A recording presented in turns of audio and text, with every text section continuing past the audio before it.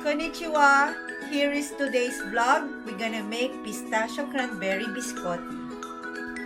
For this recipe, you will need flour, sugar, baking powder, salt, eggs, olive oil, vanilla, almond flavor, pistachios, and cranberry. You put your olive oil in the bowl.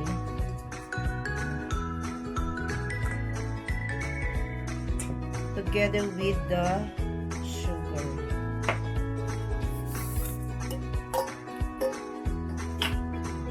And then mix it again.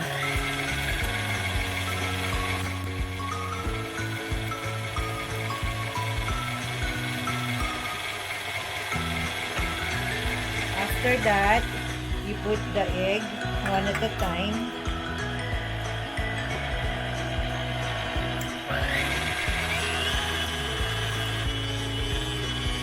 Put the other egg.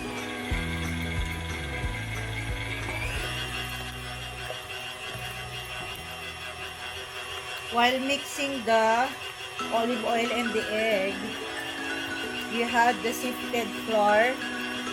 You're gonna put the baking powder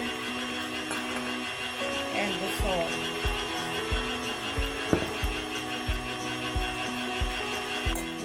And then mix it.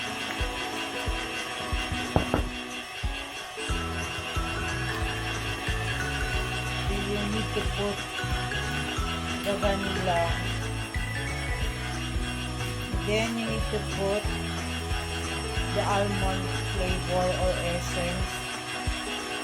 I bought this one in the Philippines. It's McCormick almond flavor. It smells so good.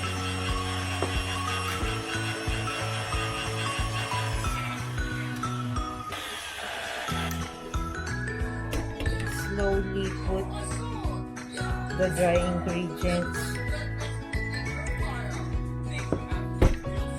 Madali lang to, guys. Diba ang mahal-mahal ng biscotti sa mga coffee shops? Whereas you can make your own delicious biscotti.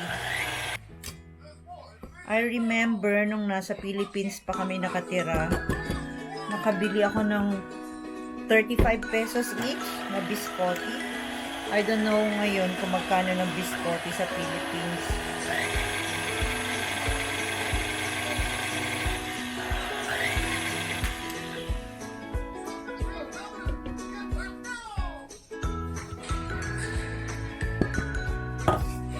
You scrape the sides of the bowl para yung mga flour na nasa gilid makuha din ng paddle attachment.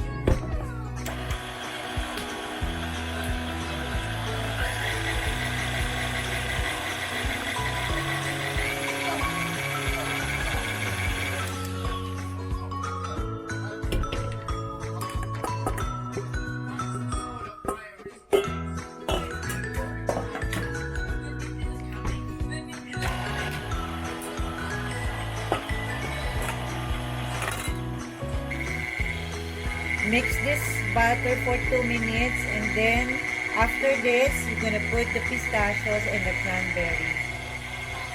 Add your pistachios.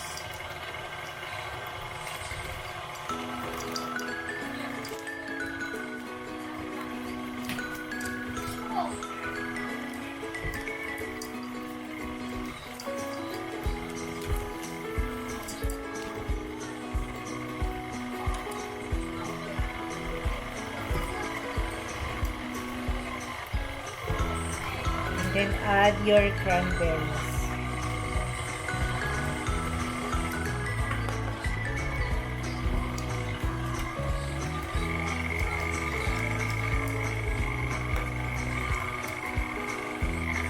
Here.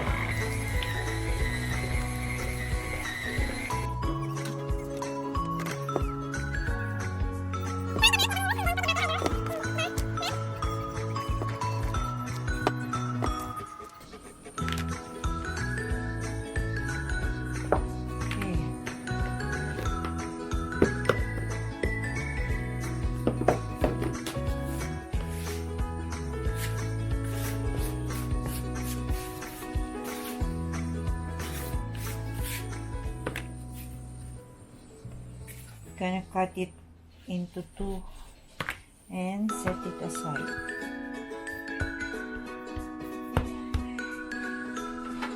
Prepare your tray with the silicone mat or wax paper, parchment paper, and then put the first log and press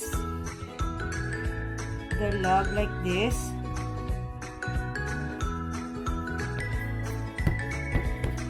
Remove the excess flour and put it on your mat. Press the dough like this.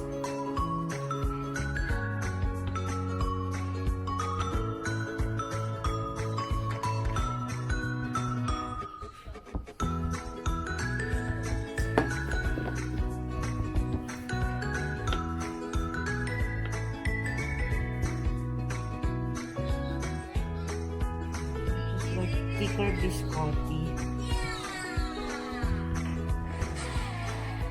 Hey, what's that?